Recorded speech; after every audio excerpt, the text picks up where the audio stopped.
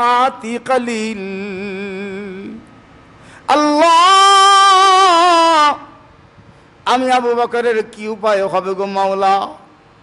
আমি আবু বকরের আমল নামাই তো নেকি বলতে কিছুই দেখি না, শুধু গুনাহ আর গুনাহ, গুনাহ আর গুনাহ। সিদ্দিক আকবর সম্পর্কে সরকার দুজাহান নবীজি সাল্লাল্লাহু আলাইহি ওয়াসাল্লাম একদিন বলেছিলেন, জান্নাতের 8টি দরওয়াজা আমার আবু বকরকে একসঙ্গেই ডাকতে থাকবে। সুবহানাল্লাহ।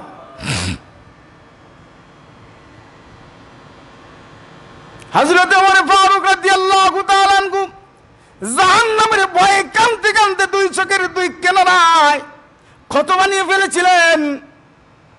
মানুষে মনে করত বুঝি ওনার চোখে নালী রোগ হয়েছে, চোখে রোগ হয়েছে, তো পরামর্শ দেয়া হলো আপনি একটু ডাক্তার দেখান। ডাক্তার আসলো, পরীক্ষা নিরীক্ষার পর ডাক্তার বলে দিল, হুজুর আপনার এই চোখের রোগের কারণ হলো বেশি বেশি ক্রন্দন করা। হুজুর আপনি ক্রন্দন করা যদি বাদ না দেন তাইলে খালি আমি ঔষধ দিলে কোনো কাম হবে না। ওই সময় তো ইসিজি ছিল, হ্যাঁ, এক্সরে ছিল, আলট্রাসোনোগ্রাফি ছিল, তো পরীক্ষা করে পাইল কেমনি? ডাক্তারের মতো ডাক্তার হইলে এসব যন্ত্রপাতি লাগে না। আর এখন তো ডাক্তাররা সব হয়ে গেছে জল্লাদ, ডাকাত। আস্তে আস্তে একটা ডাকাত বই কিছু না। ডাক্তারের কাছে যাইতে আমার ভালো লাগে না।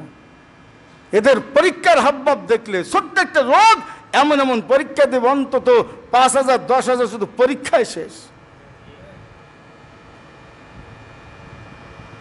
ডাক্তার বলে দিল, আমিরুল মুমিনিন খলিফাতুল মুসলিমিন, আপনি ক্রন্দন যদি বাদ না দেন তাইলে কিন্তু আপনার এই চোখের রোগ সারবে না। আমিরুল মুমিনিন খলিফাতুল মুসলিমিন সঙ্গে সঙ্গে আবার ডুকুরে কেঁদে উঠলেন। উঠে বলছেন, মিয়া ডাক্তার যাও তোমার কাজে, তুমি কোন জিনিস আমাকে নিষেধ করো? জানো আমি কে ছিলাম? আমি তো সেই মহাপাপিষ্ট ব্যক্তি যিনি রহমাতুল লিল আলামিন সাইয়্যিদুস সাকালাইন, সৃষ্টির সেরা মহামানব মহানবী সাল্লাল্লাহু আলাইহি ওয়াসাল্লামের শির মোবারক মাথা কাটার জন্য যাচ্ছিলাম। সেই মহা বেয়াদব ছিলাম আমি।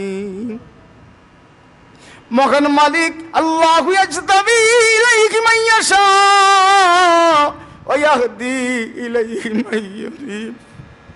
আল্লাহ তাআলা কাউকে কাউকে নিজের কাছে আকর্ষণ করে টেনে নিয়ে আসেন, আর যে ব্যক্তি মালিকের দিকে ধাবিত হয় আল্লাহ তাআলা তাকে ধরা দেন, তাকে হিদায়াত দান করেন। মালিক আমাকে জজবের মাধ্যমে, আকর্ষণের মাধ্যমে আমার আপন বানিয়েছেন। আমি তো রাখাল ছিলাম, ছাগল চড়াইতাম, এমন কোনো পাপ আর গুনাহ নাই আমি ওমর ইবনুল খাত্তাব করি নাই। কিন্তু রব্বুল আলামিন জজবের মাধ্যমে, বিশেষ আকর্ষণের মাধ্যমে আমারে পাপের জগৎ থেকে বাহির কইরা তিনি তার মহব্বতের রাস্তায় আনছেন, নবীর মহব্বতের রাস্তা আনছেন, কোরআন সুন্নাহের মহব্বতের রাস্তায় এনেছেন। আনার পরে নবীর মহব্বত আমার কলিজার মধ্যে এমন ভাবে ঢেলে দিছেন আমি নবী ছাড়া বাঁচতে পারি না। নবীজির ইন্তেকাল হয়ে গেছে, নবীজির ইন্তেকাল হয়ে গেছে, সবাই জেনে গেছে নবীজির ইন্তেকাল হয়ে গেছে। কিন্তু আমিরুল মুমিনিন খলিফাতুল মুসলিমিন হযরত ওমর ইবনুল খাত্তাব রাদিয়াল্লাহু তাআলা আনহু উলাঙ্গ তলোয়ার কোষ থেকে বের কইরা চতুর্দিক ঘোরাচ্ছেন আর বলছেন, যে বলবে আল্লাহর নবীর ইন্তেকাল হয়ে গেছে আমি তার দেহ থেকে মাথা বিচ্ছিন্ন করে ফেলবো। কোথা থেকে কোথায় মালিক তারে উঠাইলেন মহব্বতের বিনিময়ে। এই মহব্বত যদি কারো কলিজার মধ্যে একবার লেগে যায়, এই মহাব্বত কোনোদিন দিল থেকে আর বের হয় না। মুল্লা আলী কারি রহমাতুল্লাহ আলাইহি লেখেন, ইন্নাল মুহাব্বাতা ইযা দাখালাত কলবান লা তাখরুজু আবাদা।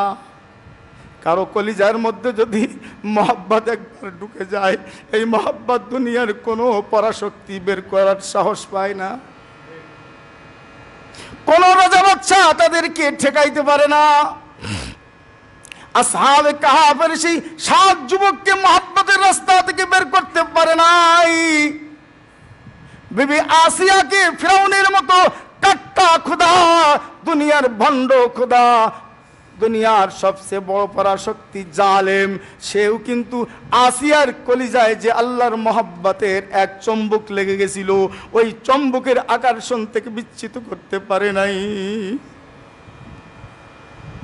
বিলাল হাবশী রাদিয়াল্লাহু তাআলা আনহু কলিজার মধ্যে এক মহাব্বতের আগুন যখন লেগে গেছে, উত্তপ্ত বালুকা রাশির উপরে তারে বুট করে ছয়া দিত, প্রকাণ্ড পাথর তার পিঠের পরে রেখে দিত, জিহ্বা টেনে পেরেক দিয়ে তারে আখা লটকে দিয়েছিল। তারপরেও হযরত বিলাল হাবশী রাদিয়াল্লাহু তাআলা